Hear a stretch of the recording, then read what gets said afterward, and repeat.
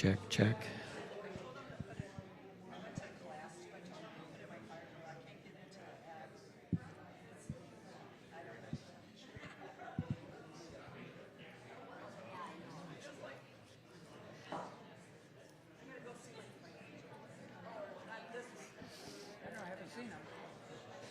Check. Why am I not getting this?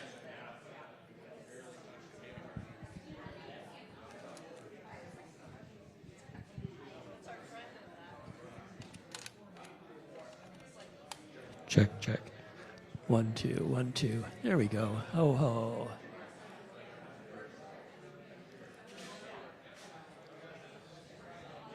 Check, check, check, check. Check, check, check, check.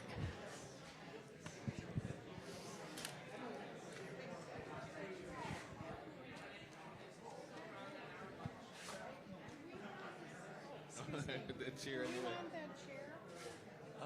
No.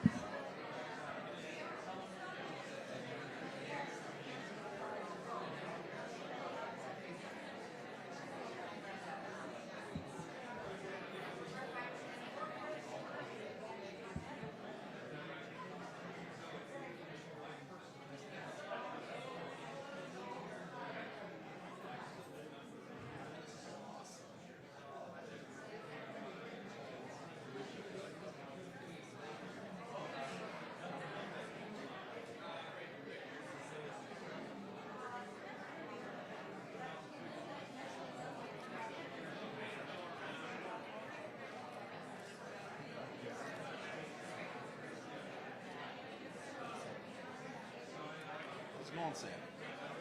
Good. I didn't bring Malcolm, so you don't have to walk him. Yeah, you never know.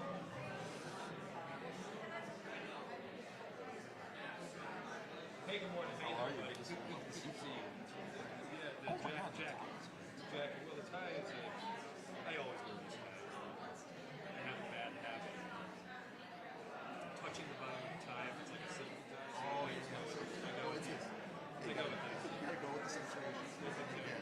I bought like 5 ties for my 2 year of law school. And I'm like, they're still my in rotation.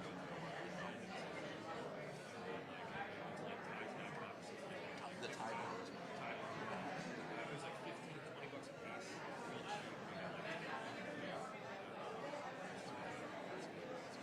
We're supposed to start at 10.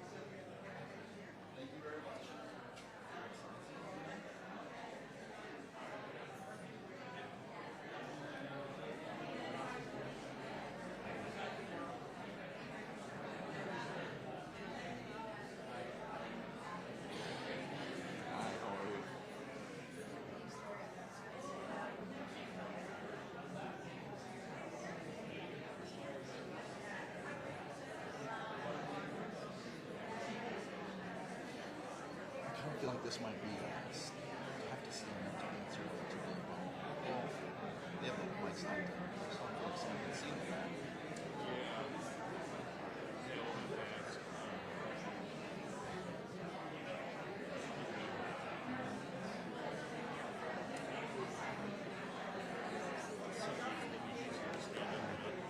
Yeah, this is the trickiest part of the debate. Yeah. Gentlemen, how are you? It's like, good to see you.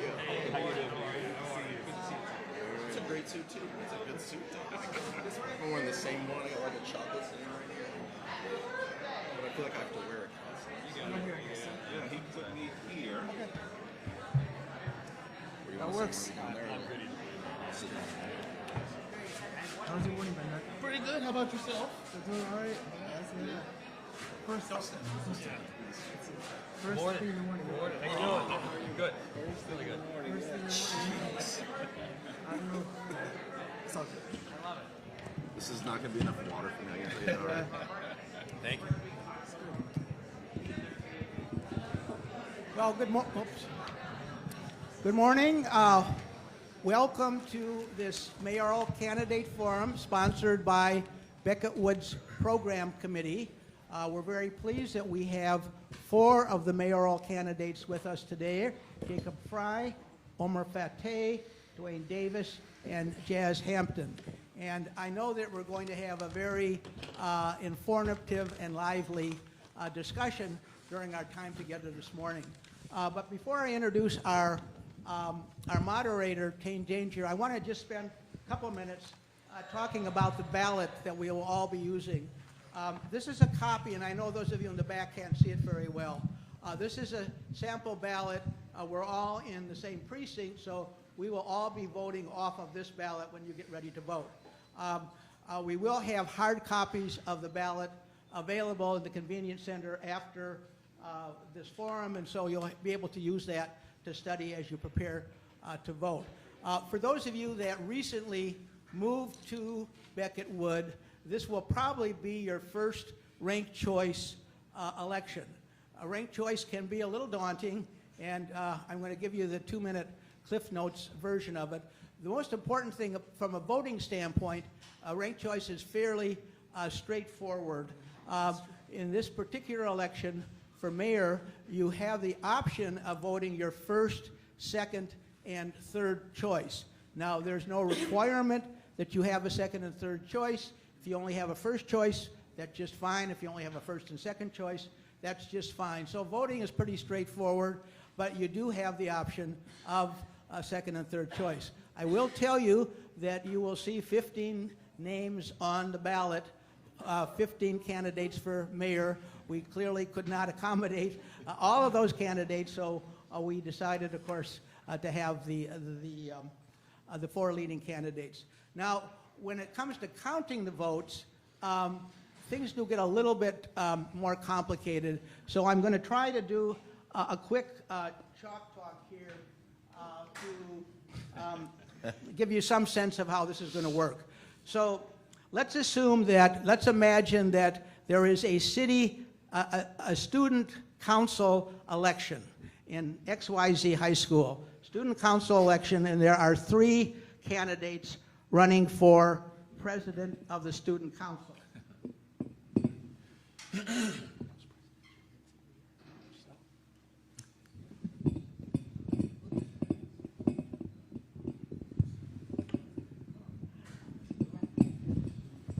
So there's Al, there's Betty, and there's Charlie. And there are 100 voters in the school. And when the ballots are counted for the first time, Al is in the lead, and he has 44 votes. Betty is second. She has 40 votes. She's pretty close. And Charlie is lagging. He has 16 votes. So if my math is right, this ends up with 100 votes. So in a standard election, pre-ranked choice, the candidate with the most votes, with the plurality, would be elected, and that would be Al. He had the most votes, not a majority, but he had the most. However, in ranked choice, plurality is not good enough. You have to have an absolute majority. In this case, it would be 50 plus 1, 51 votes. None of the candidates here has 51 votes, so what happens? How do we move ahead? Well, in that case, the candidate with the lowest number of votes, in this case it would be Charlie, is eliminated. However, Charlie's 16 voters, they have a second choice, and that second choice is split between the 2 remaining candidates. And 5 of Charlie's voters, I know it's getting a little dense here, 5 of Charlie's voters voted for Al as their second choice, but 11 voters who had originally voted for Charlie, 11 voters voted for Betty for their second choice, and that gives Betty 51%, and Betty is elected. So you can see in a ranked choice election that the trailing candidate can have a significant impact on the election. And in this case, the trailing candidate, Charlie's voters, really determined the outcome of the election. So I think enough on ranked choice. I will say, and I hesitate to get into this, when we get to the park board and the board of estimate, and you folks have got to solve this problem. It gets even more complicated, and I won't begin to try to explain what happens when there's a 3-person group that you're voting for. Anyway, for mayor, it's a little straightforward, but if you have questions about the Board of Estimate and Taxation, I suspect that now many of us even know what that does. Come and see me afterwards, and maybe we'll have another primer. So if you are a regular viewer of Almanac, you have probably seen Tane Danger in his signature bow tie. Usually you've got a bigger bow tie than that. Tane has been an Almanac commentator. He has a very unique career. He sort of works in an area where humor and public policy intersect, and you could say, how did that happen? But Tane has done a really interesting job of showing how those 2 things can be connected. He's a graduate of the Humphrey School of Public Affairs. He's hosted a dozen candidates during the last 13 years. And Tane had a very busy day yesterday. He ran in the marathon, and I will say, came in, had good time. It's private, but I will give a shout out to our ukulele society. Yes. And he said the the Becketwood Ukulele Society really encouraged him on, and was a great. That's why I made time. Yeah. So anyway, let's welcome Tane Danger and our candidates to Becketwood. Thank you, Eric. That's really nice. Hi, Becketwood. I am really excited to be here with you all. Thank you so much for having me again. My name is Tane Danger. I am your moderator for today. I am going to be really quick at the top just to kind of set the table for what we're hoping to do today. We have 4 of our leading candidates for mayor of Minneapolis. We are going to really try and create a space where we can hear from each of them on some of the really key issues. We have solicited questions from you all as a community. I have filled in some additional questions on some of the things that have come up. In general, what we're going to do is we're going to give candidates approximately 60 seconds for each question. I will have the option to follow up if we want more details or specific with any of those, in which case we have fabulous timekeepers with Carolyn and David who are going to help us keep on top of all of this. And we're going to start with opening statements. Now, the only couple things I'm going to just ask everybody here in the audience. One, this is important today and just generally when we're out in public. Okay, if everybody can make sure that their phones are silenced or off. I don't know if phones turn off anymore. But whatever you need to do to just try and make sure our phones don't go off today, that would be really helpful. And then the other piece, which I'm assuming probably won't be that much of an issue, but I've done enough of these to just name it at the top. I would really ask folks to hold off on any applause or any other kinds of audience interjection throughout our forum until we get to the very end when everyone will have an opportunity to thank these candidates for being here. So, does that all sound good? Yeah. Okay. Well, with that, we're gonna open by turning the stage over to all 4 of our candidates, and for opening statements, we're gonna give each candidate actually 90 seconds. So I'm gonna just, in this case, go right down the line, starting with Jacob Fry. And for our opening statements, I've put just a straightforward question, which was actually something that was inspired by something someone here at Becketwood suggested, which is just the simple question of why are you the best person to lead the city over the next 4 years? So, Jacob Fry, we will get started with you.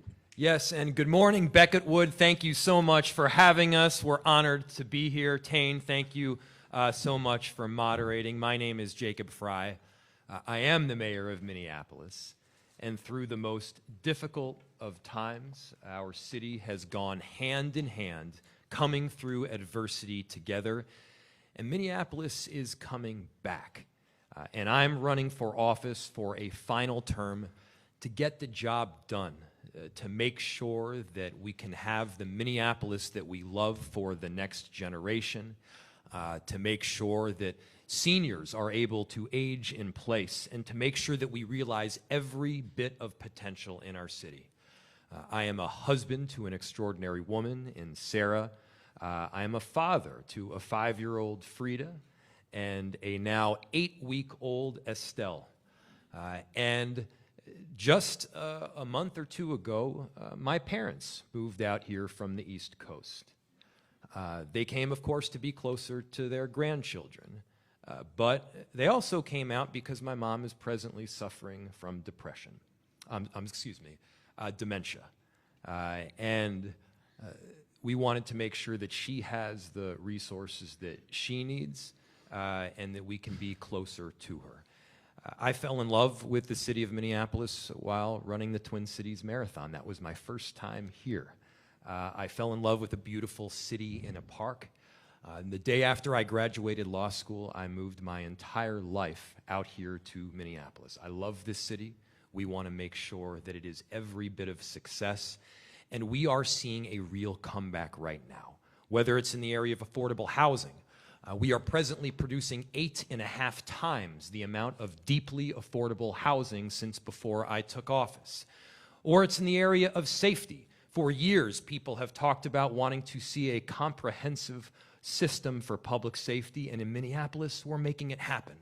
We have 24-hour-a-day, 7-day-a-week mental health response, and we are building back our police force right now with diverse officers that want to make the difference in our city. We have more work to do, and I'm so proud to partner with you to make that work happen. Thank you so much. Omar Fateh, turn it over to you. The question again is, why are you the best person to lead the city for the next 4 years? Yeah, thank you so much to our host, and I want to thank all of you so much for taking time this morning and joining all of us. My name is Omar Fateh. I'm a state senator representing Southside Minneapolis, District 62. A little bit about myself is I'm the chair of the Senate Higher Education Committee, and I'm the vice chair of the Human Services Committee. I'm a husband, I'm a first-time father. My son will turn 2 months in a couple days. I'm the son of Somali immigrants. My father immigrated from Somalia in 1963, placed in Bozeman, Montana, where he quickly learned he was the only student on campus that was black, and in fact, in entirety of Bozeman, Montana. My mother shortly followed in the 70s, and I'm running because I love the city, and I love everything about this city. I've seen our people show up time and time again, despite the struggles and challenges that they're facing, showing up to City Hall, showing up to the Capitol, fighting for the city and the vision for our city that they believe we can become. Right now, we believe that there's a tale of two cities, one for the wealthy class and the donors, and then the rest of us, the transit riders, the young students, the seniors. And so we want to make sure that we're supporting our working families, our young people, and our seniors. As to the question why I'm the best equipped for this role, I have experience managing a similar size budget, $1.1 billion with the Higher Education Committee, in which we're able to turn around declining enrollment for 15 years. Up till now, we have increased in enrollment for the first time in over a decade and a half. I was proud to bring in $19 million in public safety aid for the city of Minneapolis last biennium. Does that say stop? Yeah, but Okay. finish your thought. Please finish your thought. I was really proud to bring in $19 million in public safety aid last biennium because I heard quickly from residents that public safety was a big issue, especially for our elderly people, our people in public housing.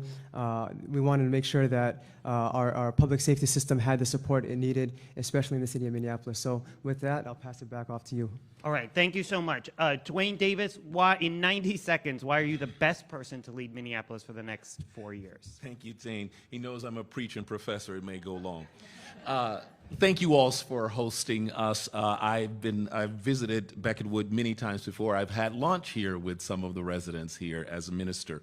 That's how I got to Minneapolis. I came here to minister a church after spending more than 20 years in Washington, D.C., where I worked for 20 years on Capitol Hill for 3 members of Congress, several progressive think tanks, and corporate lobbying, and most recently there I was the policy advisor for the National Episcopal Church, working on all of the issues that you were even talking about now, the Affordable Care Act and climate change.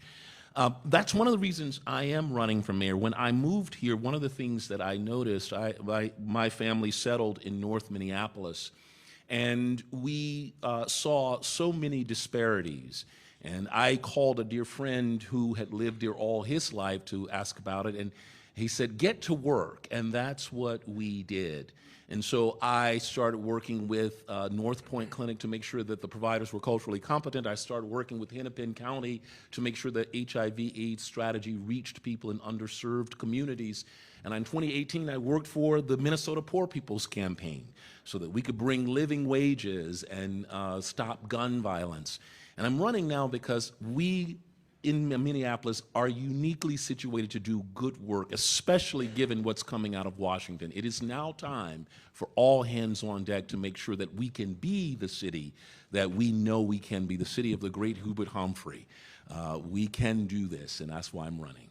Thank you so much. And rounding us out, Jazz Hampton, why are you the best person to lead the city of Minneapolis? Is it okay if I remove the mic? Yeah. Oh, thank goodness. First of all, thank you all for being here, and thank you for hosting Tane. Mayor Fry, thank you for sharing your personal story as well. I'm praying for you and your family as well as your mother. My name is Jazz Hampton, and I've lived within a few miles of where we're sitting right now for my entire life. That means I know the potential of this city, and I'm so excited to be the mayor that ensures that we're living up to that potential. I'm the son of a woman who ran a restaurant right across Highway 62, King Oscar's. I'm sorry if you had the lutefisk. I had to. My dad was, after leaving the military, he worked at the post office for his entire career, and they showed me firsthand that if you see a need, it's your job, Jazz, to step up and address that need. So I've been doing that for my entire life, and that's why I'm qualified to be the mayor of this city. When I started in law school, I was a public defender. Then when I graduated from law school, I went on and I was a corporate law lawyer for 5 years. Then after the tragedy of George Floyd, I quit my corporate law job to start a business called Turn Signal, a platform that connects drivers to an attorney on a video call instantly when they've been pulled over to de-escalate the interaction and ensure everyone gets home. From that work to being on the board of Catholic Charities for the last 5 years, addressing affordable housing, the Great North Innocence Project for the last several years, and also the Minneapolis Foundation. I'm doing the work across all of the places in the city that I love and raising my 3 children here that all go to Minneapolis public schools. I'm the person that can apply all of these life experiences and be the bridge builder we need within city leadership to bridge this gap and move our city forward to reach that potential that we all know and love. Thank you. Thank you so much. So from here on out, we're going to try and do 60-second answers. I'm going to jump into a heavy, hard topic, but it was something several people submitted questions about, which is public safety and crime. So I'll name last month there was a mass shooting along the Greenway, very close to 35W. At a location that had been known as a drug market, and Hennepin County investigators have alleged that the shooting stemmed from a dispute over who got to sell drugs there. So one of our community members here asked, like many of the shootings that we hear about are tied to turf battles over things like drugs, prostitution, and even human trafficking. What is your specific plan to dismantle criminal networks and address crime? How substantively would it be similar or different from what we've seen in the last 5 years? And I'm actually going to just go the opposite way and start with Jazz Hampton. Thank you. My brother graduated from Alexandria Tech's law enforcement program, and when I talked to him about this topic, one of the things that I hear time and time again is we need more officers within the city of Minneapolis. And beyond needing more officers, we also have to take more things off of their plates. If my car was stolen a few weeks ago, and when I called 911, it rang for 2 minutes before someone answered. They're busy and they're doing too many things, and we do not have enough officers. We need to hire more officers. We need to form partnerships with additional cities within the state of Minnesota to improve the pipeline that we have, and we have to work harder at doing it. We have to expand the pool of individuals that are applying. Because here's the thing. If everyone in this room agrees that we need more officers, but we haven't gotten to the point that we should, then we have to try additional work to reach that goal. And with those additional officers, I would separate additional resources to go directly to property crimes and to other crimes of this nature that are rising. So if 250 windows are smashed, we will dedicate officers to addressing those within the cities or these open drug markets as well. More officers, improved response times. So I'm going to do a follow-up, and I'll give you, because this is kind of complicated, so I'll give you another 30 seconds. How do we get more officers? When I talked to a mayor of a rural city, he said we have 27 officers within our city, and they would love to move to an additional role in a bigger city, but they don't feel like there's a pipeline or they'll be welcome there. I think it's incumbent upon us as city leadership to let people know that not only do we want officers, but our community has built trust with them, encouraging them to come here. Because when I talked to an officer in Bloomington recently, he said, Jazz, I'm not sure if the culture will accept me. Can you help me understand that they will? That is one piece of the very large puzzle of the mosaic that we have to finish to ensure that we hire more officers in this city. All right, Dwayne Davis, what would be your plan substantively in terms of addressing crime and public safety? Thank you so much. There are, again, the technical pieces. The technical pieces, that is hiring more officers, but certainly in our situation, Minneapolis, make sure that we follow the court enforceable settlement agreement provisions about use of force, bias policing, and stop, searches, and seizures, but also other parts of the public safety matrix where we really have data collection management, our violence interrupter programs. That is everybody working in their full capacity to make sure that we're touching every part of our communities. But what I would task the Public Safety Commissioner and the Chief of Police to work on is a comprehensive violence intervention and reduction plan that is freshly refreshed every year.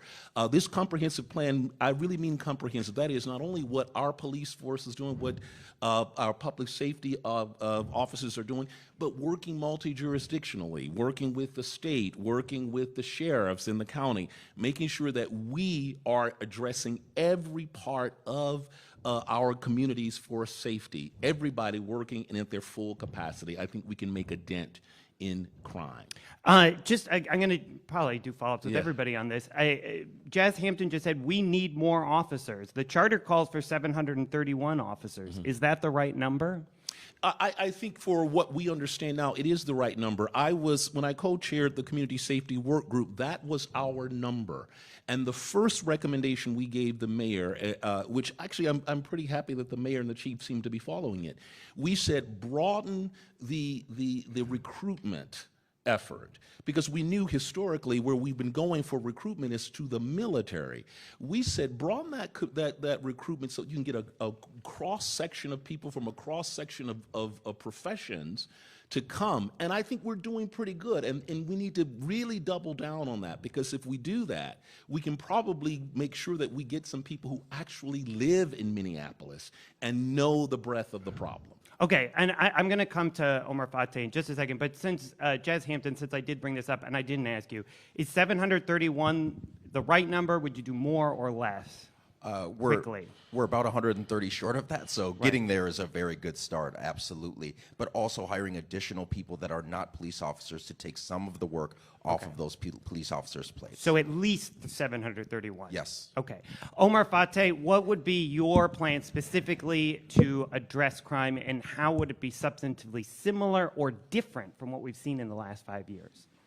Well, I think we need a shift in strategy. We had a city report that came out last year that showed that 47% of 911 calls to MPD can be diverted away from officers. So we know that, knowing that information, we need to beef up our alternatives, like our mental health responders, like our behavioral crisis response teams, and so on.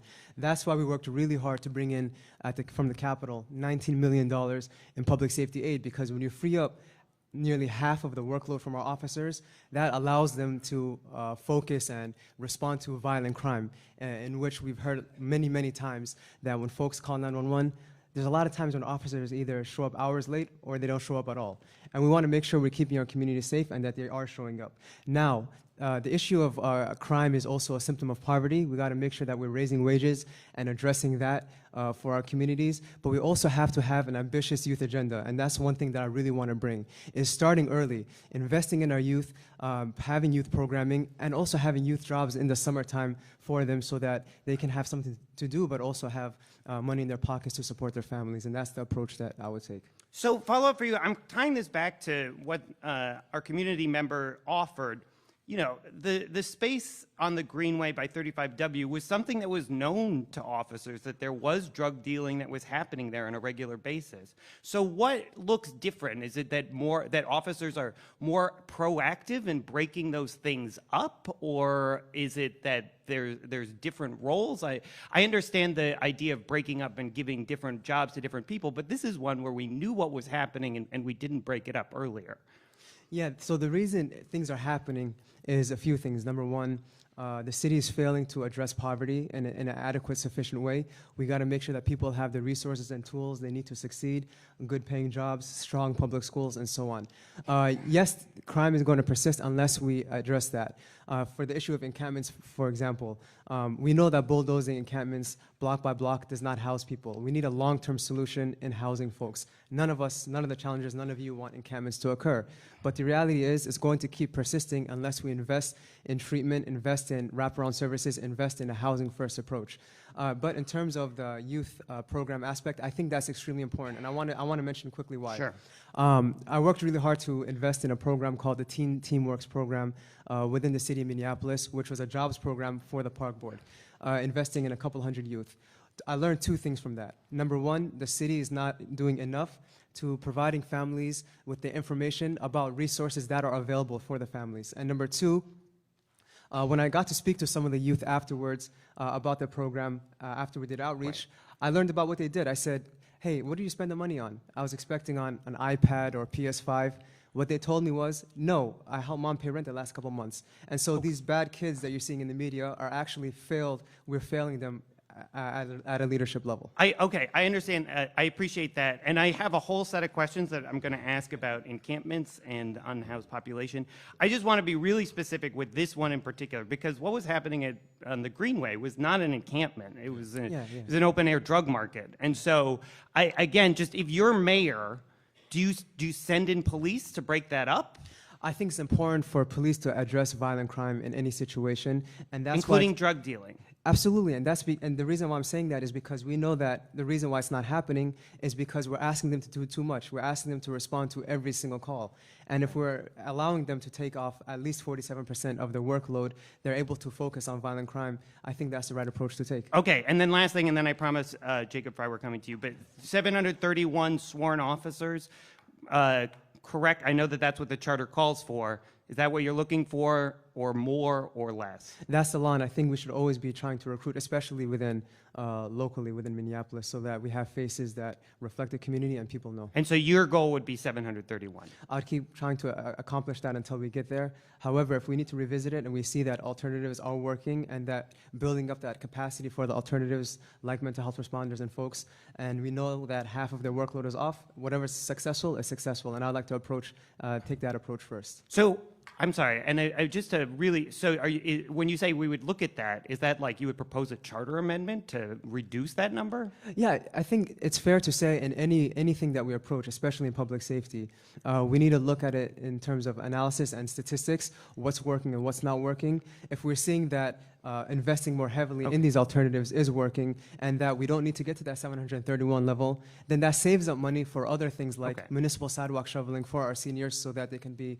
more mobile in our local communities. Okay, thank you. Jacob Fry, you've been very patient. So what would be your approach over the next 5 years, and in what ways would it be similar to what has been happening in the city, and are there ways that it would be different going forward? In Minneapolis, we have fewer police officers per capita than virtually any city in the entire country. And when I say virtually, I am not aware of another major city that has fewer than us. And so, yes, we do need to be doing the recruitment efforts to bring more officers into our police department. For years, I have heard from people that they want a police department that reflects the rest of the community. In other words, that is beautifully diverse and that is committed to Minneapolis. I'm proud to tell you that it is happening. Presently, Minneapolis has a more diverse police department than any time in our city's history. And the officers that are joining, they want to join because they want to be part of the change. They want to get in on the ground level. They believe in Chief O'Hara's leadership. And they want to protect and serve their communities as if they live here. And by the way, many of them do and are starting to as we recruit more officers on.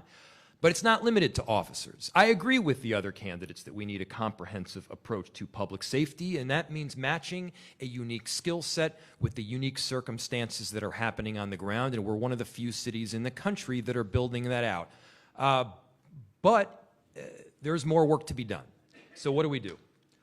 We need to be partnering directly with our U.S. Attorney's Office, as we did on the North Side. I'm proud to be endorsed by Andy Lugar, our former U.S. Attorney, and what we did on the North Side was we got ahead of a lot of these issues.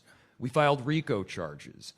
We made sure that we had a police officer embedded in the U.S. Attorney's Office so that we could prevent some of these really harmful drugs to getting into our community, and we make sure that we're, prosecuting the perpetrators of this violent crime. So we're at time for that, but I'm gonna push in the same way I did with Omar Fateh there. Something like, I'm using a specific example on the Greenway, but there are other examples of places where we know drugs are being sold, and that this, as our question asker said, this person believes like that is leading to shootings and other kinds of violence. What looks different in terms of how we intervene in those spaces going forward? I mentioned the partnership with the U.S. Attorney's Office. That is something that worked very well on the North Side. Presently, the North Side has seen fewer shootings than any time since at least 2007. The North Side is safer than it has been for any time since at least 2007 with respect to shootings. We can implement much of that on the South Side. You mentioned the numbers of police officers. Even at 730, we are at or near the very bottom in terms of the per capita number of police. We need to be getting back to 888, which is where we were as of just prior to 2020 and this very harmful push to defund the police, which, for the record, I have always opposed. And so that is work that is important. It requires working with partners, a number of multiple different jurisdictions to get the work done. Is this easy work? No. Is it simple? No. But having been through crisis and emergency, having been through some of the most difficult situations that our country has seen, you gain an experience that makes you a better leader and a better mayor, and I use those experiences every single day. Thank you very much. I am going to move to unhoused population, homelessness, and encampments. And this is one where I'm really going to push and encourage the candidates to try and help us understand where your vision or your plan is different than our other candidates on stage. And just to illustrate why I'm asking that, I have quotes here from all of you. Dwayne Davis, we need more shelter beds and safe and community-led alternatives to shelters. Jazz Hampton, we need to expand low-barrier shelters, more permanent housing, more access to mental health. Omar Fateh, we need to increase funding for shelters and adopt a comprehensive approach to encampments. Mayor Fry, I've been at events where you talk about ending homelessness and providing more affordable housing and more access. So the Hennepin County currently contracts with nonprofits and other providers. They're already doing $190 million on emergency shelters, deeply affordable housing, rental assistance, hotel vouchers. And there's a complex conversation that we could have about roles of the county and the city. I'm curious, if you are mayor, what is different about how the city specifically moves forward in addressing homelessness and unhoused population? And I want to hold off on getting to the question of encampments. Just on this question of additional shelters and housing, do you believe the city should be putting more money itself into actual shelters? And if so, what does that look like? What does it cost and where? And just to, I'll start with Dwayne Davis. I want to ask the question about how it'll be different. Yes. And here's where it would be different. So what you just described about the county, how big it is and what their response and how much money they spend. What I think has been going on is that we've been relying on the county to solve our problem. And here's how I know that. Because our homelessness response team in office is not big enough for the scale of the problem. I looked at and maybe I'm wrong, maybe the mayor can correct me on this, but I saw that there are only 4 people on the homelessness response team, and they are part of regulatory services. I think we start off so that we can have a better understanding of how to direct the county's resources or how to work with the county if we had a larger homelessness response team that has a bead on what's going on in the community, that does several passes through, especially even before an encampment can get started. As soon as they see someone, that we have that kind of response going right away, then we can have a more fruitful conversation with how the county can help us respond to our homeless population. I'm going to go to the mayor next, but just Dwayne Davis, specifically, I'm curious, like they're expanding the response and the number of staff who are working on that. Is city-run shelters part of that as well? It could be. Here's the thing. Hopefully what we would do is that if we had that homeless response team, we will gain a lot of intelligence about what exactly is needed. So for instance, the answer may be shelter beds, but there also may be a situation where I've learned, talking to some of the Jordan Area Community Council in North Minneapolis, the big issue there in the unhoused population is people who would probably need immediate detox have no place to go. But if our homeless response team knew that, then we can begin to direct services and work with the county on how to best deploy the resources we need specifically for our unhoused population. Okay, Mayor Fry, since you were specifically named in that, and it was for people and their regulatory services for homelessness response, is that correct? Is that the right number? And how would the path forward look different potentially in the next 4 years? I'm glad the Reverend thinks that we should expand, and the work that the homeless response team does has been productive, because I'm the one that proposed it and advocated for it from the beginning. But it's not just a homeless response team. It's the work that we do with our health department. It's making sure we have a health-centric approach. It's making sure that we have addiction, treatment, care, and prevention. It's ensuring that we are partnering with the social service provider that does this work in Hennepin County, and I can assure you that we are. As to, and I'm happy to expand on that, Tane. Yes. Well, I mean, yeah, I think the fair question is, if you've been proposing that, why don't we have it yet? What is the hang-up, and how does it look different going forward? First, we did propose additional resources to deal with and work through homeless encampments and provide people with the care that they need.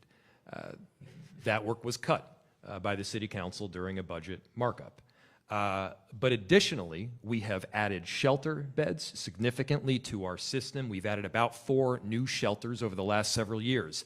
We are providing more deeply affordable housing than ever before in our city's history. Before I took office as mayor, we rarely produced and developed deeply affordable housing. Now, we're producing 8.5 times the amount of deeply affordable homes since before I took office. This is housing so that people who are experiencing homelessness have the next rung on the ladder to pull themselves out. Previously, they didn't. And because they have, right now, in Minneapolis and in Hennepin County, whereas other cities are seeing a dramatic increase in homelessness and unsheltered homelessness, we are seeing as much as a 33 to 35% decrease. That's work that didn't happen by accident. Are we there yet? Thank you. No, we are not, but we are on the right track to get it done. Thank you, thank you. Jazz Hampton, I'll come to you, and then back to Omar Fateh. So the city's role specifically in addressing homelessness, how is it different? What does the investment look like going forward? I say this to my students at the University of St. Thomas all the time. Where you invest your dollars speaks to what you care about and are prioritizing. I cannot seriously look folks in the face and say that I would not fund additional work in this space when it is what I hear when I door knock and when I receive calls and when I'm talking to our constituents in the community. It's what we want to see the most, so of course we have to invest in it. And back to the very first question of how does my experience prepare me for this moment. Being on the board at Catholic Charities for the 5 years, I'm a little biased, but they do, dollar for dollar, the best housing work in the state. Why would we spend all of our money trying to learn how to recreate the wheel when we can partner with organizations that have a very long track record of doing it in incredibly well in a compassionate way, because that's what needs to be done in this moment? Those are the kind of partnerships that I believe we have to delve further into. And yes, that means allocating additional budget to do that work. Because at the end of the day, if it is one of the top 3 things I'm hearing over and over again, yes, some of the city's dollars need to be allocated to that. I know this isn't about county and otherwise, but we also need to push to have their partnership in those dollars as well.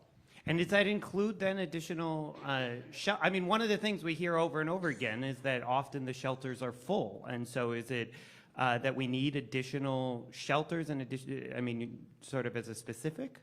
Absolutely. We need additional shelters. And let's be clear, what is the other thing we hear about too often? We have too many vacant buildings. We have to address the fact that we have vacant buildings and we need additional shelters. This is the kind of partnership that just makes sense in this city, one that's filled with dignity and rational pragmatism that we need to address and move forward within our city. So yes, absolutely, if we do not have enough beds and we have people sleeping outside and we have partners that are willing to help us do the work dollar for dollar better than anywhere else, let's lean into those partnerships. Omar Fateh, same question. What is the city's role in providing additional shelter and services to our unhoused population. How is it different than all three of the other candidates on stage? Well, that's a very good question. And the mayor has had 2 terms to address this, and there's no reason to believe why a 3rd term would be successful. And what I mean by that is right now, the current strategy has failed. And there's a big failure in addressing this through regulatory services. This is a public health crisis.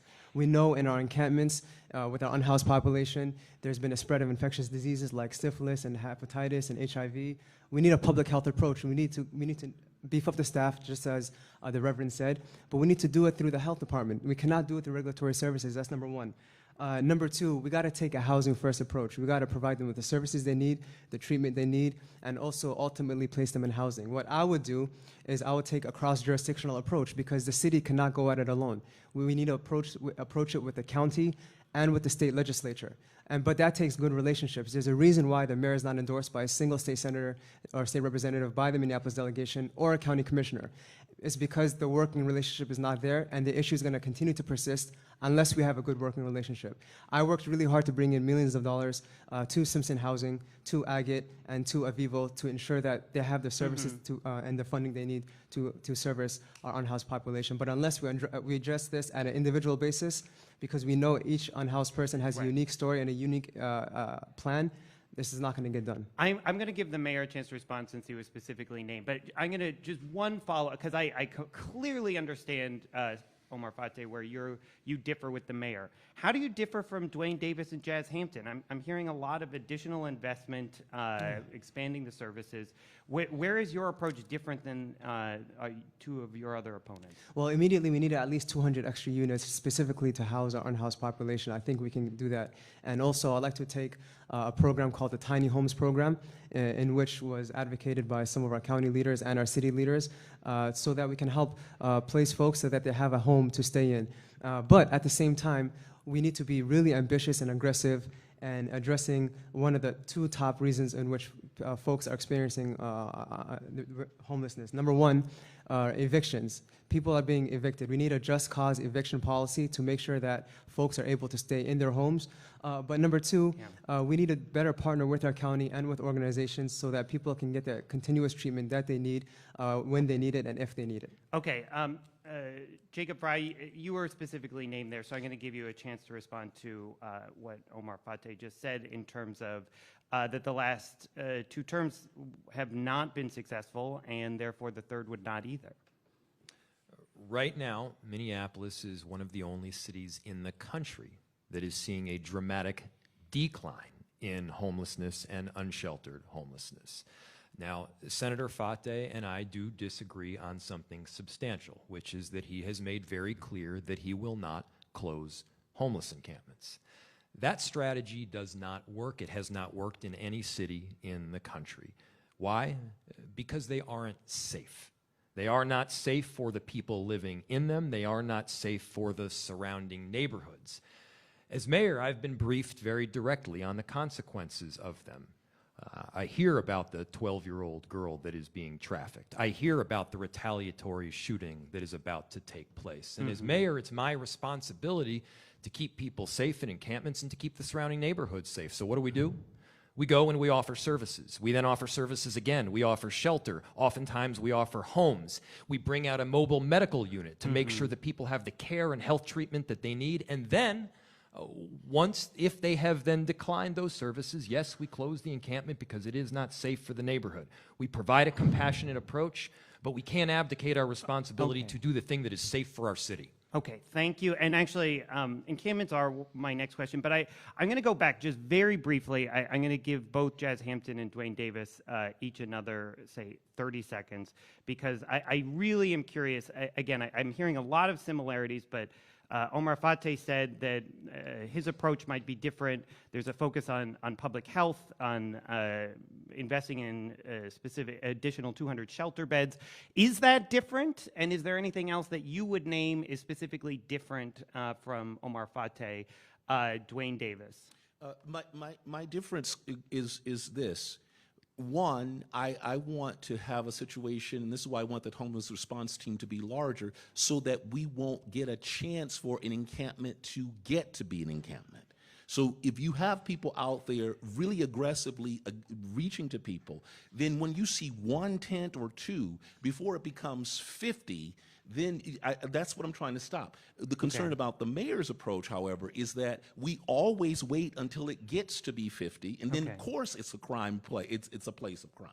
So the idea is to just make sure that we have a system that is big enough that it's multiple approaches. Some of it would be shelter beds, but some of it would have to be detox, real investment in that, and some would have to be, again, public health, would have to be mental health treatment. Thank you. Mayor Fry, I see your hand. This is my next question, so I promise I'll come to you first on it, but Jazz Hampton, I'm going to give you, what is different about your approach, specifically from Omar Fateh and Dwayne Davis? Yeah, I think the partnership with those specific organizations that are already doing it and asking us to do it within the city right now. And they are raising their hand and saying, we can come in and deliver these services. So yes, I agree that we need more beds, but we also need to deliver the wraparound services there as well. I was at the Aliveness Project just last week, and it's a place where you can go and see a clinician and walk across the hallway and receive the pharmaceutical meds that you need and go upstairs to the food pantry that look nicer than a Trader Joe's. Those organizations and partnering with them directly on site is the difference that I think will push us out of this and move folks out of that living situation. Okay. Jacob Wright, you were raising your hand, so I'll give you 30 seconds to respond before I move to my next question. So every solution that has been proposed by the candidates next to me is, in fact, in the process of being implemented. We mentioned a public health approach. We provide a public health approach. Mentioned adding shelter beds. We have added dramatically to the shelters beds in our system. Affordable housing was mentioned. We have done that more than virtually any city in the country on a per capita basis. And people have talked about going out to homeless encampments and partnering with the service providers and other social service entities. Yes, we're presently doing that. The area where we do differ, however, is the question ultimately of once those services have been offered and then offered again, do you close the homeless encampment? We disagree on that, and I would argue the consequence of leaving them in place is not ultimately just an impact on homelessness, it's an impact to safety. Thank you. Great. That's my next question. And I'm going to start, Omar Fateh, with you. When, if ever, would you clear an encampment? Is it when it reaches a certain size, when people are offered services and shelter and they refuse it after a certain amount of time? Is it when violence breaks out? Yeah, that's a very good question. And so there's a few things to that. Number one, the city needs to do a better job at having good faith efforts in reaching out to our unhoused population. I visited many encampments and I've talked to many people on the ground. And when you speak to them, they say that when the staff comes to them, they sort of come and say like they're grossed out by the folks that are there, right? And number two, when they provide this, say, hey, we're providing you with this paperwork, here's the resources that you need. A lot of times they look at it and they say, well, this number doesn't work anymore. This shelter this shelter doesn't have enough beds. These aren't resources that I can use. They get that paper and then they get their stuff taken away. The question, though, specifically is about, are there conditions in which you would actually move forward with clearing an encampment? So two things to that. Number one, we need to take a proactive approach and not a reactive, meaning that we have to not allow them to form in terms of not fencing them off or not breaking them up, but in terms of actually providing the services that they need to thrive and be successful. That's number one. Number two, we wouldn't have to break them up if we make those good faith efforts in providing them housing.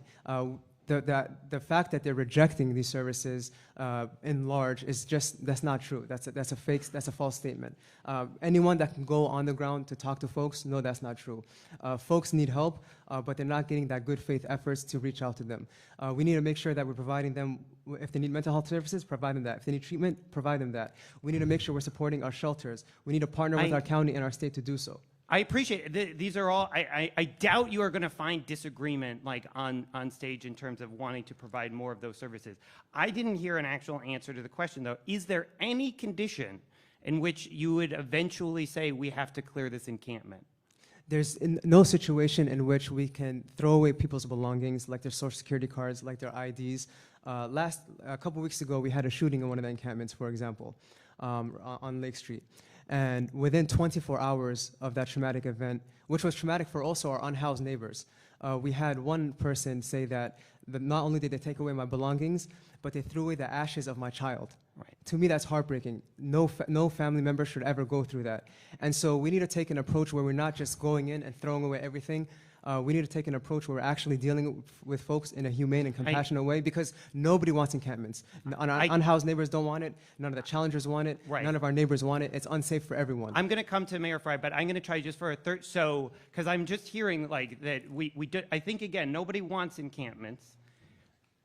And we could have a long debate about whether or not they are something that you can entirely prevent from ever happening. And so, again, the reality, they have happened. They do exist. And so, and you know, you named a time when there was violence at one. Is that still not a place where you would say, no, we need to shut this down? The reason why the violence occurred is because we have an administration that didn't take a proactive approach.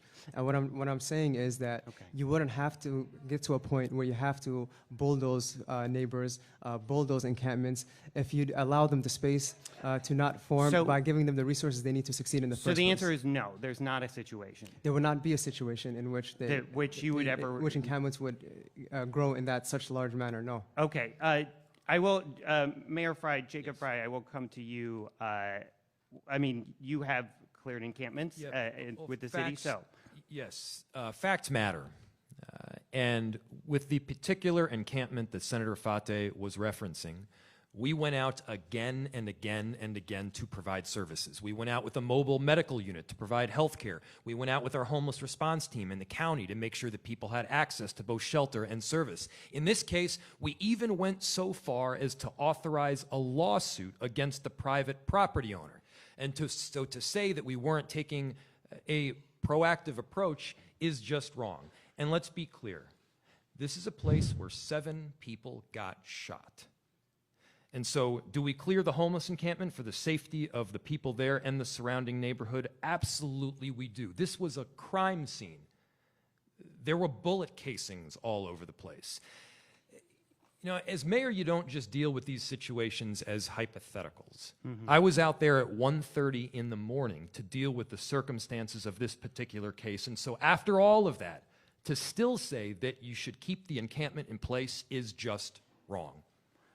Senator Fate, I'll come back again. I give you 30 seconds to respond to that. Do you disagree that that once you get to a place where there's actual violence and shooting, that it's not something to clear? Well, first, we shouldn't have to get to a point in which a private citizen buys up land and has encampments form on that land because the city is not doing their job. That should not be happening in the first place. Okay. But the response that I want to get is, once you bulldoze our unhoused neighbors, once you push them out, where do they go? Where are they expected to go? We're saying that we're doing good faith efforts to put them in housing, to place them and help them with treatment, help them in shelters. Where do you expect them to go? So the answer to that is to the next neighborhood, and that no neighbors want that. None of our neighbors want that. Our unhoused population don't want that. None of the challengers want that. So the strategy of just saying we're going to clear them up, let them form in another location, that's a failed strategy. I thank you. Dwayne Davis, I'm going to come to you next, and then Jazz Hampton. Again, as a reminder, the original question was, are there conditions, and if so, what are they when you would clear an encampment? Size, services offered and refused, violence breaks out. So again, I want to start here. When violence breaks out, you have to send in law enforcement. But my point is, we have now a pattern. An encampment gets so large, and it becomes a target for all kinds of criminal activity. What I'm talking about is, how do you make sure an encampment doesn't get going? Yesterday, I walked down Plymouth Avenue in North Minneapolis, and there was an unhoused person setting up a tent next to a parking lot. Now, immediately, what needs to happen is a homelessness response team that gets a bead on there and get out there to make sure that they are working with that person, because if that tent is there today, tomorrow, and a third day, a second one is going to come up. A third one is going to come up. So you have to provide this. In essence, I don't want it to get to the point where you have hundreds of people gathering that way, because it becomes a target. So the service has to come before it becomes this big out of control encampment. That's the difference. We have the pattern. There is going to be crime. We know it. So now, how do we make sure that we don't get them in the first place? I thank you again. So I'm hearing you say if there is violence, you have to send police in. Is that a matter then of clearing that encampment at that point? Would you have cleared the encampment after there was a shooting there? Here's the thing. I don't think you have a choice. And again, I don't want to be forced into that choice. Right. And Nobody does, I don't think. Right. Well, but again, because here's what's going to happen. What's going to happen is you're going to clear that encampment. I saw it again. I saw it when the last shooting. I went after there after the encampment was dispersed. And guess what? Just a few blocks down, it starts to emerge again. So again, right in the parking lot of the post office on Minnehaha. So again, I'm saying, what did we just do? Of course we broke it up, but we didn't deal with the issue because now there was the beginnings of another one. So of course, like I said, once it gets to the point where you have no choice, you have to send the law enforcement because it is a matter of safety now. We know that criminal activity is occurring. Right. Again, we need to expend the resources and time to make sure that once it just does not catch hold. And just very quickly, because this is, and I've given Jacob Fry and Omar Fateh lots of time on this. So I'm hearing yes, if there's actual violence, if there's something like a shooting, you would feel. Are there other conditions? If there's other kinds of crime going on, if it reaches a certain size, are there any other conditions when you would say we need to clear it? I can imagine that there will. If when it comes to the safety of people, again, if we know that we have very clear indications or reporting of some kind of trafficking or some kind of abuse of children, we definitely have to send law enforcement in there. But again, I can't emphasize it enough. Why do we get to that point where that can even occur? Okay. That's the issue that I'm really concerned about. Thank you so much. Jazz Hampton, same question to you. What are the conditions in which you would feel it is necessary to clear an encampment of unhoused people? I don't want to confuse anyone. I feel like there's a lot of confusion happening with the answers to these questions, so I want to be really clear. The word clear in an encampment, if this means showing the people that we have additional resources, collecting their belongings, just like you have to when someone is evicted, collecting belongings and help store those belongings, help move them to a place that is more humane and can deliver services.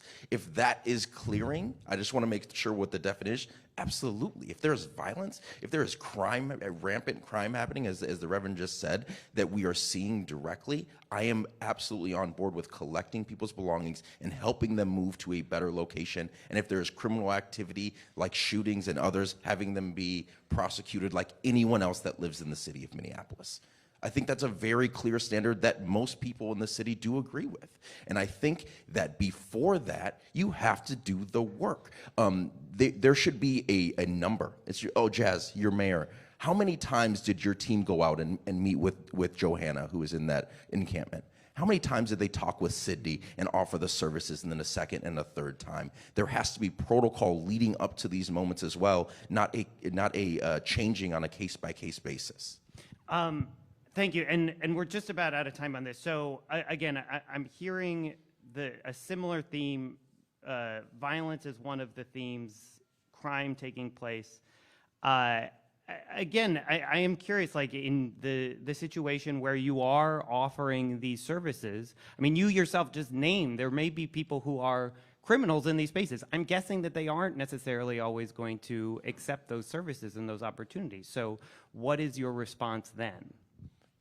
If there is a shooting, someone should be arrested. If someone is selling drugs to a victim that is underage at that moment, I want the same outcome as every other resident within the city of Minneapolis. However, we have to understand that, as we've said up here before, that this is a public health crisis, and we have to try to deliver services in this moment as the primary opportunity within these conversations. And we have so many opportunities to do that here in the city of Minneapolis and across the river as well, that we need to actively do that work on a by-name basis. The thought of sweeping someone before you know their name and have addressed them multiple times does not reconcile with what I think is helpful in the city of Minneapolis. Okay, great. I am going to stay with you, Jazz Hampton, as we move to one of the other really big issues that folks were asking about from this audience and is on people's minds in the city, which is rent control. And so a member of the Becketwood community submitted the pretty straightforward question: do you support rent control? And if so, what specific cap on rent increases would you propose? What exemptions would the policy have? I do not support strict rent stabilization that has been proposed and presented in the city of Minneapolis. Again, as I tell my students, I want them to learn from my mistakes of running a business and not have to learn them themselves. And we saw across the river in St. Paul that it did not help, because here is the need that we're trying to address. Because remember, rent stabilization is a tool to address a need. The need is more housing in the city of Minneapolis, and rent stabilization as presented right now would not do it. Because here's what I need to know is true. We have to improve opportunities for people that are renters to move in to buy their homes. We have to improve the access to legal help when people are looking at being evicted. We have to look into the ability to make housing more affordable more generally for people who stay in renting situations. Those are the levers we need to pull and to grow the housing. And to that point, to go from 29 new units of deeply affordable housing to 290 in a year, that is 8.5 times growth, but it's not the amount of growth we need in the city. And rent stabilization, as presented as it has been thus far, will not help us do that growth of deeply affordable housing that we truly need in this city. Dwayne Davis, I'm going to move all the way down the line. Do you support rent control? If so, under what conditions? No, I do not. And in the premise of that question, you actually gave the answer as to why I don't. Because as soon as you do that, and you realize that rent controls is preventing the additional supply of housing that you need, then you will choose exemptions or you will change. And so I just don't think that the government is in a good position to set caps and that kind of thing. But the answer would be is, how do you have a broad base of housing opportunities and available housing? How do you get to deeply affordable? And one way to do that is to do the same level of incentivization of private development. We need to have the same level of incentivizing of public and nonprofit development.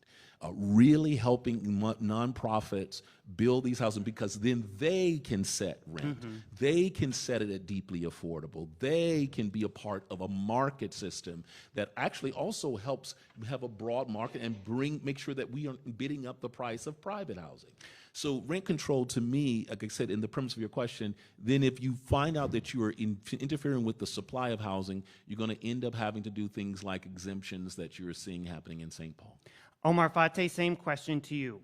Do you support rent control, and what are the specific policy conditions if you do? Yeah, so in 2021, Minneapolis voters voted by a majority for our city to explore a rent stabilization policy and to do the work around doing that. And that's something that I do support. And by the way, it's not a radical idea to protect our renters. At the national level, we had both Biden and Harris campaign on a policy of, I believe, a 5% cap. So this isn't just a local issue. This isn't just a state issue. This is a national issue.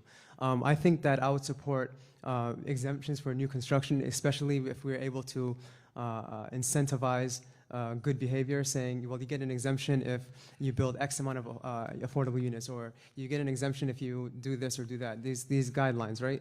I think that's the right approach to take. But for far too long, we haven't had an approach in which we are protecting our renters. And another issue that we need to talk about is that this is just one tool in the toolbox. This isn't the end-all be-all. This is one of many strategies that we need to implement. Things like TOPA, the Tenant Opportunity to Purchase Act. That's another thing that I think is a good tool that we can pursue, that the City Council supported. So I'm going to give you another 30 seconds just to respond to some of the critiques that Dwayne Davis and Jazz Hampton brought up about rent control in terms of the government getting into the business, having to create a lot of exemptions that could constrain supply. How do you respond? I don't think that's the case. And for example, the situation in St. Paul, in which a lot of folks I heard on the campaign trail bring up, I think their unique situation is one that we can actually learn from, because I think that there's a lot of factors that also played into what went on in St. Paul, like nationwide inflation, the national shortage on building, for example, and construction. I think there's a whole host of things. And so that's part of the work in doing this. We got to explore and learn about what worked, what didn't work with City Council, work with folks on the ground, work with our partners to figure out what works and how we can implement it. Jacob Fry, same question. Do you support rent control under what conditions? I don't support rent control. Why? Because it doesn't work. It has been shown in every city where it's been tried to be ineffective. Ineffective because investment goes down, the supply of housing units goes down, and guess what? Oftentimes, you don't even get the impact of stabilizing or controlling the rent. St. Paul has rent control, we don't. That first year there, rents went up by more in St. Paul than they did in Minneapolis. In fact, in Minneapolis, we have managed to keep rents down more than virtually any city in the country. If you look at the lists, we're oftentimes in the top 2 to 3 to 7 in terms of keeping the rents down, and that has enabled more people to stay in their homes. And now, if I could add, I think there is some distinguishing from the other candidates between rent control and rent stabilization. Sure. Maybe I'm wrong, but it's the same general policy, but it is a matter of degree. Fair. Jazz Hampton. Tomato, tomato. 30 seconds. I meant the same for both words, so I appreciate the distinguishing, whether we're talking about rent stabilization, rent control. Fair. Thank you. Actually, I'm going to jump into a different topic, but has a similar theme of the city getting involved in property sales, which is Mayor Fry, just last week, you vetoed something through the city council, an ordinance talking about commercial property sales notice. And it would have been a policy that requires commercial property owners in several designated cultural districts, plus areas in North Minneapolis and near the University of Minnesota, to give 60 days notice to the city and any tenants before putting their buildings on the market. And I'm borrowing that language from Minnesota Public Radio. So I'm going to start with you, Jacob Fry, on why you vetoed it, and then I'm going to ask the other candidates where they are on that same topic.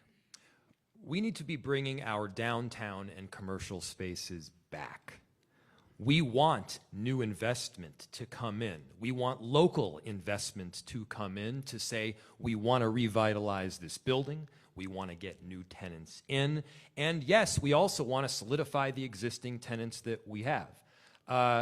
As was said by council members, from Councilmember Michael Rainville to Councilmember Katie Cashman, both representing downtown, this is not a strategy that works. Additionally, what we need to be doing is standing up for small and local businesses. As we find opportunities to shift the space as new owners come on board, we got to find ways to break up the space so it's not just one big vanilla conglomerate. When you walk down the street, you'll have room for 5 or 6 or 8 different small and locally owned businesses on the block. This is about investing in them and making sure they have what they need to succeed. Okay, I'm going to try and get all 4 on this. So, Jazz Hampton, would you have vetoed this commercial property sales tax notice ordinance? This speaks to a larger veto question. I said earlier my dad was a paratrooper. Veto is like using a reserve parachute. Thank goodness that we have it sometimes, but we shouldn't be relying upon it consistently over and over again. And so when someone says, would you have vetoed this thing or that, we're operating under the presumption that I would have been in the room with the city council members and developed the exact same plan. And my first step would be to develop a better plan that we all could be happy going forward with. And then, if I am then talking about this specific plan, I then look to the members that are a part of that conversation, the city council members that represent it. And input from them will help me understand how to best serve their constituents. That's what being a good leader is. Listening to the city council members that lead those areas and helping you inform the decision. Therefore, I would have been in a similar position on this specific question, but I would not have been using that specific piece of paper in the first place. I understand. So, I mean, again, this is one where it came across your desk, and I understand you can imagine a different lead up to that.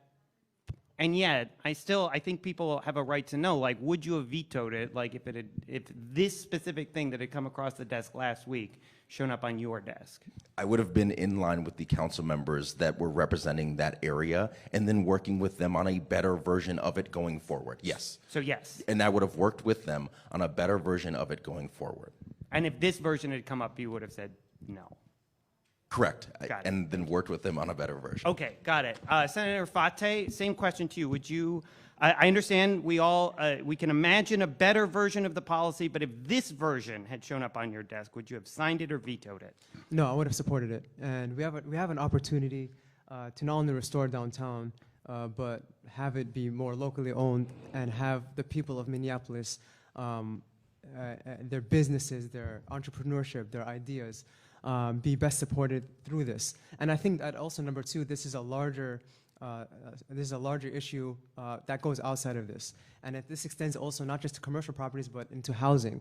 And that's one of the things I tried to tackle at the state level. There's large entities from Los Angeles and New York and Atlanta and Florida all over that have been buying up large swaths of property for the purposes of profit, not helping local businesses or helping local families. Okay, thank you so much. Dwayne Davis, same question to you. This proposed ordinance come across your desk. Would you have signed it or vetoed it? Again, and I know what you're going to try to tell me to do. I actually don't know. Here's the thing. I mean, to get to a veto, I just can't imagine that we could not have sat down and figured out a way to do this. The reason I say this is because, again, I really want to learn more about it. I mean, I'm just like you. I read the NPR story. But here's my point. Again, just now, the mayor had an opportunity to, I'm a policy wonk. The mayor had an opportunity right now to tell us what idea he would have had as an alternative idea. In essence, what I want to do is hear, again, the reasons why people wrote this bill, but also to hear why, again, what is his answer, and then this is what my colleague was talking about. Then what kind of a program or policy could we write that gets at our shared goal, our shared vision? So again, if this came across my desk now, I'm trying everything in my power not to veto. And to not veto means I'm going to work with you to get my idea and hear your idea and come up with a policy that we think could work. Okay, so I promise, Jacob Frey, I'm coming back to you, but very quickly, since you asked the question, Dwayne Davis, I'll give you 30 seconds. What is the, if you don't know whether you would veto this or not, what is the policy, one policy that you would propose that is trying to accomplish this same idea in terms of commercial properties being kept within, I guess, the notion of this giving tenants or people in the city first access to them? Well, is there some kind of regulation that we could, or zoning or regulation or something that we can require that we're making sure that people who do live in the state or in the city has ownership of it? I'm saying this because we do know that there is a lot of speculation in housing with LLCs that may be from a foreign country or from another state. So again, is there something that we can kind of figure out to make sure that we're doing that? If this is a blunt tool to do that, it may not be the best tool. And I'm willing to hear that and say, you know what, I don't think this is the right goal. But I also want to hear another idea to tell me what is the best tool. Jacob Frey, what's another idea? I'm happy to give you another idea. It's called our Ownership and Opportunity Fund. It is a fund that was built to ensure that business owners, small and local, had the opportunity not just to own the underlying business, but to own the underlying real estate, so that when their work gains value in the building, they don't get the boot from the place where they made wonderful to begin with. They own the building itself. It's exactly what we're talking about here, and we have actually implemented. But moreover, and this is what you're seeing right now, as mayor, you do actually need to make decisions. And when you make decisions, not everybody is going to like those decisions all the time, but you make them nonetheless. I don't veto things for my health. I vetoed them, in this case, for the health of the city and a recovery that we need to see. It was asked what the council members of those districts thought. Well, the truth is that this could impact most any council member in the city. As to downtown, they both thought that it was the right decision to veto it, both of them. And so, yeah, you can work with council members. We work with them in good faith. We try to find solutions. And then sometimes there's an honest disagreement, and I will not abdicate my responsibility to do the right thing for the city. Okay, let's stay downtown for a second. I'm hoping this one maybe we can actually do relatively quickly. I'm only going to give you 30 seconds each, and because I'm hoping that it's a relatively It's a complex question, but I'm hoping the answer is relatively straightforward. Do you support, there's a proposals to take buses off of Nicollet Mall and reroute them. Do you support taking buses off of Nicollet Mall and rerouting them to Hennepin or elsewhere? Omar Fateh, I'll start with you.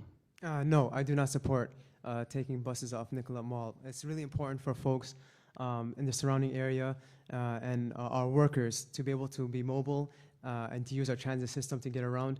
I think it would be more harmful, and that's not something that I would support. Dwayne Davis? I do not support taking transit off Nicollet Mall. And the interesting thing is, I have not, the only people I've heard in support of taking them off Nicollet Mall are people who do not use public transportation. That's the interesting thing. Jazz Hampton? First of all, I would address that there's some legal issues with doing that on our own that we would have to consider as well. But no, I do not think moving them off it is the idea that we have to go with right now. And I will say this, we're trying to address a problem, and this is kind of like the rent stabilization question. This is removing them from Nicollet Mall is one lever of trying to improve the restaurants and the livability of that corridor, and we can do other things rather than removing buses to do that. Jacob Fry? We have two streets in Marquette and 2nd that were built for bus and at times bus exclusive use. If you were to move the buses from Nicollet over just one block, you could have the potential to create a beautiful pedestrian street. And yes, it is a lot of work. Yes, there are logistics to work out. But we can run with a great vision, because it's not going to be the downtowns that cling white-knuckled to what once was that are successful. It'll be those that embrace change that see true success. Just as a tie-up from the last question, if the city council members who represent Nicollet Mall downtown oppose taking the buses off, would you still support it? So at the moment, I believe there's one that supports it and one that opposes it. And so obviously you work with council members to ensure that it's not just this or that. Right. You make sure that you've got, we talked about having them taken off temporarily, maybe over weekends or evenings, to make sure that you could have a pedestrian mindset when there's more traffic. That's one example. Okay, I am going to move to one last big topic before we come to closing statements. I have a whole bunch, y'all, and so we got to do this again. I know this is another question that was submitted from the audience, and is something I know there's people in the room who are very passionate about, which is the Roof Depot site, which is something, somebody said yes. The Roof Depot site, which is a city-owned piece of land that the East Phillips Neighborhood Institute, which is an environmental advocacy group, has been working with the city to try and purchase. Last month, they missed a deadline to come up with $11.4 million to purchase the Roof Depot site from the city. They are approximately $5.7 million short after failing to get state dollars to underpin this. This is, for context, the third deadline that they've missed at this point. And so the question is, at this point, if you were mayor, would you agree to the sale of the Roof Depot site to EPNI at $5.7 million below the agreed upon sale price? And I will start with Jazz Hampton. For context, the dollars were earmarked or were hoped to be given by the state of Minnesota, that $5.7 million, and the ability of those dollars, which would have gotten them to that goal, was then removed. When a promise that was guaranteed by a government entity, that was offered by a government entity at the state level, and then also the city level, was revoked, I think it's the city's job to then step in and be a part of the solution in some way, shape, or form. I don't know if that's calling just the Minneapolis Foundation and other organizations in the city to advocate for it, but what I would not do is sit back and say, this is no longer my problem because the $5.7 million was taken away. This is a program that is deeply, deeply cared for by so many people within our city. So I would work tirelessly. And the last step, if the very last step was ensuring that we could lower the price to do that, I would be open to a conversation about it. But I think there are 25 steps that we should take before that comes, and I would be there present for each and every one of those steps. So you're open to potentially selling it for less? Yes. And it sounds like you also are actually proposing extending the deadline, continuing this for however long it takes? I would continue the deadline at least short-term and temporarily, without a doubt. We have to give an opportunity for, honestly, an organization that was offered money from the state level and it was taken away. Yes, I would give them more time to try to find those dollars. They found over $3 million from the public already. I would give them the time they need to do this project. We can be a northern star in the work of showing how a program like EPNI can work within our city. There is no way that I would not take those additional steps and give additional time to do that. I'm going to just bounce around with this. So Jacob Fry, if you continue to be mayor into the next 4 years, are you open, as Hampton just said, to continuing to extend the deadline and even selling the site at potentially $5 million below the agreed upon sale price? We have a massive opportunity for this site, and in the process of realizing that opportunity, we need to be working with both community and we need to be operating in reality. You mentioned, Tane, this is the third deadline that has been missed, and we have a responsibility to the taxpayers of this city to make sure that we're not just spending $5.7 million of their money without a clear plan to get something done. We are working with community members. We are working with foundations. In fact, I believe that I'm meeting with EPNI either this week or next for the second time to ensure that we can collaborate to find a way forward. Does that mean just reducing the price dramatically and extending the deadline even further that would have a massive impact on property taxes for you all? No. It means that we try to find a solution that works both for you all as well as the surrounding neighborhood. So just to really put a pin on it, you would not agree to a sale that is, say, again, 5.7 below the 11.4 million. I would not agree to a sale that is 5.7 below. Okay. Dwayne Davis, same question to you. Again, I like this idea. Again, it's a wonderful project, and it is in furtherance of another goal. Here's my point. The Homegrown Minneapolis Food Council's Food Action Plan has direct support for something like an urban farm.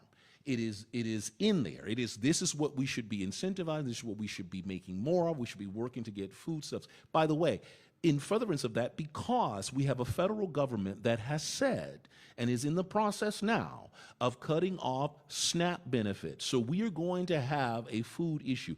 At my church at Plymouth, we have one of the largest food shelves, Groveland Food Shelf. We have always had to backstop that because of federal cuts. So my point is, yes, if there's a way to work it so that we can get that, maybe more time, maybe helping them figure out how to get the money, but the idea is to make sure it happen. And if we exhaust all those possibilities, if in the next state legislative session we can't get the 5.7, at least we can again come up with some option, some time, some kind of mortgage, some kind of abatement, any way that we can get this operating, because it's in furtherance of another goal. And just since I really pushed Jacob Fry on this, would you agree to a sale? Is what you are just saying there that you would potentially agree to a sale that is 5.7 lower? Yeah, I would potentially, but again, the idea is, given that they have been successful at getting so much more money than we thought they could get, could we extend the deadline and keep trying to work at that option? If it gets to the point where, again, maybe the state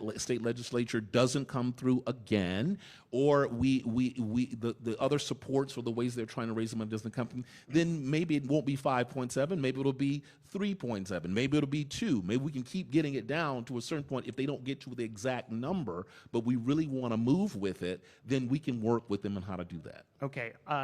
Omar Fateh, are you open to selling the Roof Depot site for as much as $5.7 million, less than the $11.4 million to EPNI? Yes, and not only do I support it, but I believe as a city and as a state, we are morally obligated to do so. And that is because we did come up with a deal at the Capitol. The House, the Senate supported it. The governor was going to sign it. But unfortunately, because of Republicans filibustering, time ran out. And because of that, we know that through no fault of their own, that they weren't able to get that money. And so I would work with them to secure the funding, whether it's getting another shot at the Capitol, or making sure that we get it done here in the city locally. But I would not accept failure. I would not accept not doing it, especially in East Phillips, where it's a neighborhood that has suffered from environmental injustice for so long, through corporate polluters, having families and kids with the highest rates of asthma and cancer and heart disease. I think that we need to reverse that kind of harm, doing things like supporting the urban farm, where we can have green jobs and housing and youth programming and things like that. I think that's the right approach to take. Okay, and again, just since I really tried to get it, and I think I heard you already say yes, but yes, you would potentially sell it for 5.7 million. Yes, absolutely. Okay. Okay, thank you so much. That was really good. I want to ask so many other things, but we are just about out of time. So I am going to give each candidate, we're going to give each candidate 60 seconds here at the end for a closing statement. Since we went this way last time, I'm going to go this way this time. So we will start with Jazz Hampton, 60 seconds for a closing statement. My name is Jazz Hampton, and I cannot wait to be the next mayor of Minneapolis on behalf of each and every one of you. A mayor that is building bridges with all of the council members and working to ensure that we can deliver results for our city. I've sat down and had coffee or breakfast and even a beer with all of those city council members, ensuring that even if we disagree on policy, I will work with you to move the city forward. And I can't wait to do that on behalf of each and every one of you. And I have to say this, it is a ranked choice election. My son, he doesn't have the best grades right now, but if he graduates from Southwest High School with a 3.8 GPA and he says, Dad, I want to go to MIT, Hendricks, we're going to write the best admissions letter that we ever have written before. And we're going to do it, and we're going to try our best, because that's where you want, and that's the hope that you have in your heart. But you're also going to apply to the University of Minnesota and the St. Thomas. That is how I want you to vote. I want you to vote with your heart and with enthusiasm, and then you can use the backup plan as well. That is how we should be voting in this city, because you are voting with your heart for the vision that we all have in our city. And I cannot wait to represent you in the near future. Thank you so much. Thank you so much. Dwayne Davis. This is a wonderful city. We have an abundance of riches in people, ideas, creativity, and we can deal with all of the hard challenges in front of us, and we have no choice. But here's the thing, we are equal to the task. The one thing that I know is that Minneapolis has shown up, Minneapolis has gone forward. I don't want you to look at the gridlock and the cynicism. I don't want you to look at what's going on in Washington and think that we can't do it. We can. We have what we need. We can do better. We deserve better. Now let's go and do it. Thank you. Thank you so much, Dwayne Davis. And Omar Fateh. Once again, thank you all so much for taking the time to listen to all of us, and you got to hear from our vision and what we think the city can look like. And we're honored to have the people and the resources to make this city thrive. We just need a mayor that works as hard as you do. And I'm honored to have built a multiracial, multi-generational campaign being endorsed by 6 out of the 13 city council members as the first choice, including the president and vice president. Honored to be endorsed by not only the progressive wing of state legislators, but some of the blue dog Democrats that show that despite some of our strong differences, we work well together, including my chair of the Human Services Committee, Senator John Hoffman, who's my good friend of mine, supports our campaign, and we worked hard to address issues for our seniors, investing in nursing homes and investing in our PCAs as well. But we also got to build a front line of defense against a hostile federal government. And I heard from my father that when he first came to America, he heard this, the first year, the speech from George Wallace, segregation now, segregation forever. And right now, we're hearing some of that similar rhetoric from Trump and his administration.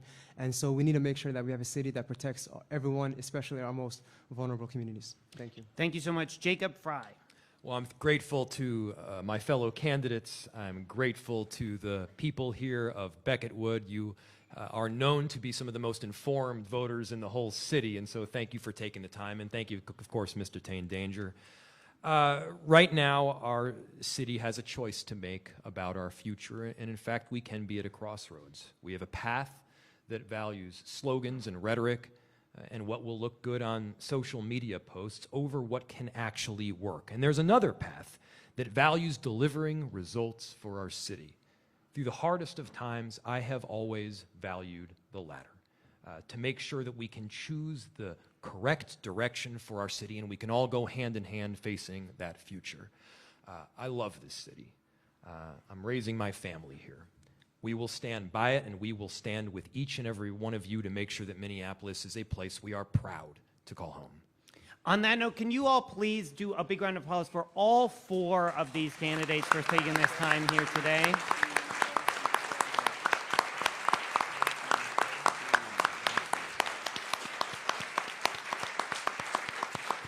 It has absolutely been an honor to get to be part of this with you all today. I really applaud you all, Becketwood, for organizing this. There are not a lot of places that really lean into the good work of democracy as hard and as faithfully, I believe, as this community has done over many years, but specifically today. So thank you all so much. And with that, Mr. Eric Nathanson, I think, has one last thing to say. I just wanted to thank Tane and the panel for a very thoughtful, informative discussion. No haranguing, no speaking over.